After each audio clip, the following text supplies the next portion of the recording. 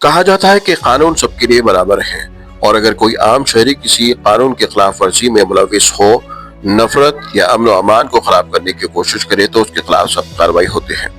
حالانکہ حال ہی میں تلنگانہ حکومت نے بھی قابل اعتراض مواد چلانے اور امن کو متاثر کرنے والوں کے خلاف سخت کارروائی کے احکامات جاری کیے تھے، مگر سوال یہ ہے کہ حیدرآباد کے کوشا محل کے MLA ملون راجا سنگھ کے خلاف متعدد شکایات اور FIR درج ہونے کے باوجود، جن میں حالیہ تصرے والے بیان کے بعد بھی مقدمہ درج کیا گیا، ابھی تک مؤثر کارروائی کیوں نہیں عمل میں لائی گئی ہے؟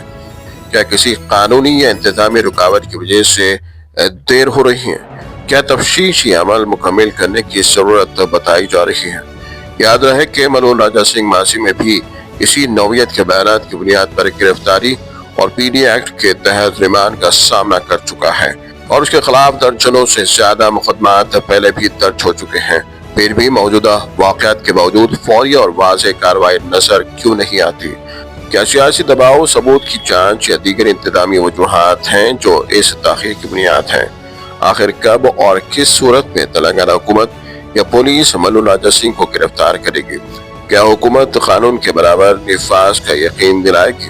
کیا شہریوں کی طرف سے درج کردہ شکایات کو فوری بنیادوں پر نپٹا جائے گا؟ اگر عدالت نے ضمانت پر شرائط لگائی تھی تو ان کی خلاف ورزی کی رپورٹ پر کیا کارروائی کی جا رہی ہے؟ آج ہر عام و خاص کی جانب سے مطالبہ کیا جا رہا ہے کہ انتظامیہ واضح جواب دے۔ جب اتنے سنگین الزامات اور متعدد FIRs موجود ہوں تو گرفتاری میں تاخیر کی ٹھوس وجہ کیا ہے، اور عوام کو انصاف اور تحفظ کب ملے گا؟